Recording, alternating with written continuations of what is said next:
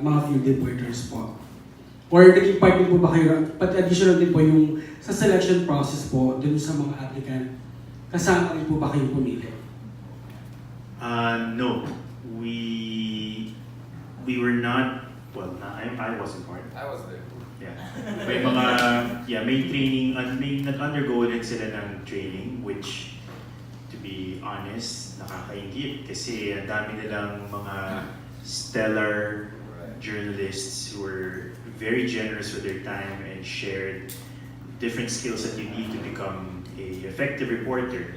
So, andyan si Ma'am Jessica Sobo, si Sir Howie Severino, even people who are behind the camera giving their tips on how to make these stories. But in the actual selection of the reporters, wala kaming say doon. At least wala akong say. I can't speak for Richard, baka meron kang secret ballot or something. But I just have to say that it was a very strong field. It was a very strong field of reporters. I think we received how many roughly, Sir Brian?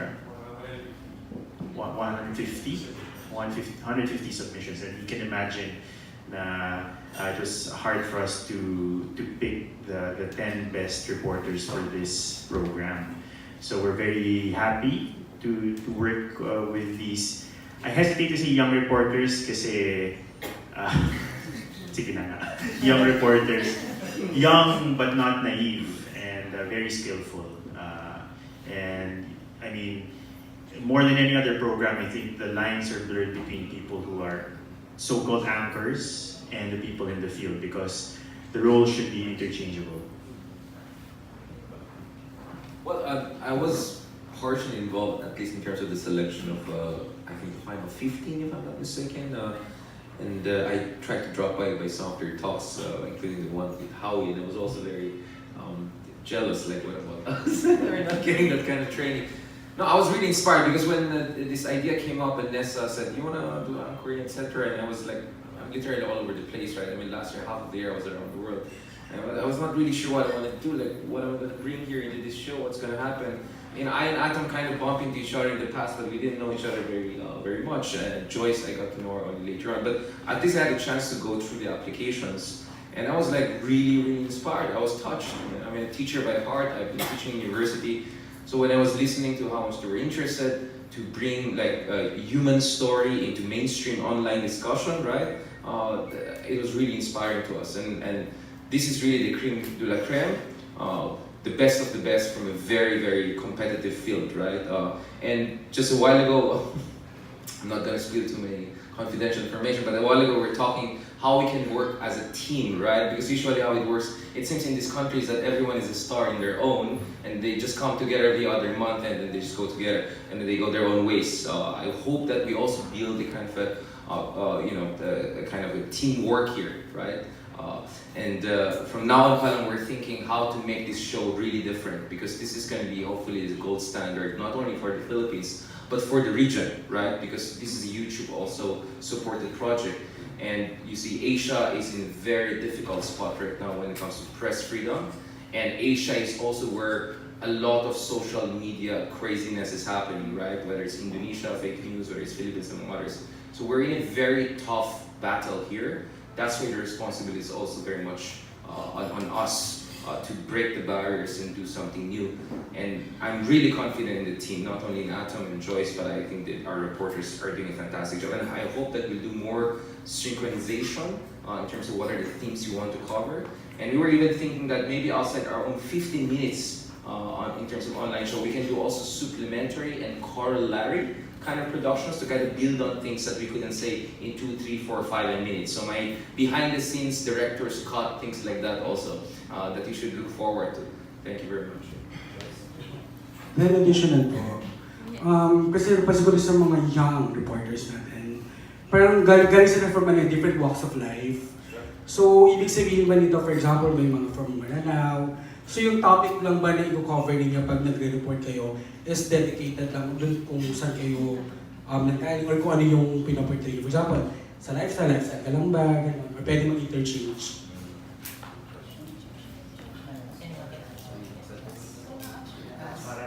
Magtuturo ako, sorry. Sige po, ano mag-answer? Yeah. But yung understanding ko po is, halimbawa, ako po ay galing Marawi, but not only limited to Marawi stories, but along northern Mindanao and other nearby provinces and regions. Depende po yun sa budget na meron tayo sa Stand for Truth, but yun po yung commitment namin. We want to broadcast or we want to share stories, yung mga magagandang storya po na kapaki-pakinabang po sa buong Pilipinas po. So that's all. And Si Senior. Senior. Bakit niya? Gen Z na yan, hindi lang Gen Z. So, ayun po.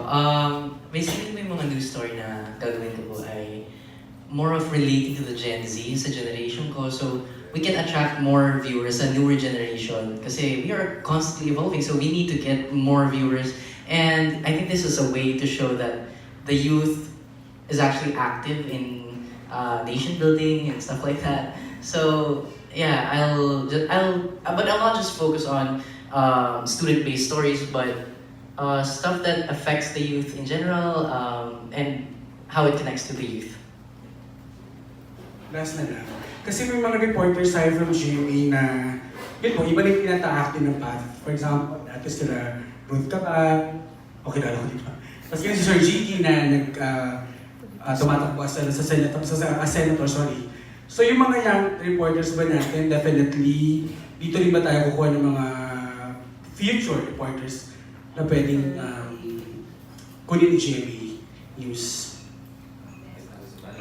Yes, I don't think I can answer that question. Although I would say that obviously it would be a waste of talent kung hindi ma-maximize yung storytelling skills ng new generation of reporters. I always say that even though we are separated by X number of years in terms of experience, once you make your story, it's a level playing field. Any one of us can produce a good story, and even more quote-unquote senior reporters and journalists can be susceptible to bad storytelling or lazy journalism. So I hope that with the advent of digital journalism, which we are basically getting into, Stand for Truth, the platforms become bigger and bigger so that more people can actually share their story. Kasi medyo crowded na rin sa television, let's admit it, parang we don't have a lot of room for news and public affairs programming. It's not just true for this organization, that's across different platforms. Pero yung online, parang ano pa yan it's a very vast and evolving landscape. And anyone can upload their content. So, mas mahirap na mapansin, pero mas democratized kasi kahit na sino pwede gumawa ng storya. So, yun yung maganda doon, yun yung potential gusto namin matang. Medyo nag-overlap itong show na to with the election season, right? But we don't want this to be just a seasonal thing. So I think the more medium-term focus or the kind of long-term focus we have is hopefully to make this much more permanent, right? And show to the rest of perhaps the business model that this kind of things can actually work, right? A kind of millennial savvy, at the same time substantive, but also kind of cool and appealing kind of production, right? So we're really at the cutting edge here. So hopefully we don't cut ourselves too much, and we'll be able to extend this beyond just a single season or cycle. One question lang po. I don't know kung sino pwedeng sumagot. This is a 15-minute program. Can you walk us through with the format? Kung kasi pwede ba yung parang isang team lang ba siya for each episode tapos doon magre-revolve yung yung bawat segments? How is it different from the regular news program or a news magazine program? Thank you. Honestly, the format is evolving. We are also learning as we go along. Guiding principles ng namin is we want it to be fresh.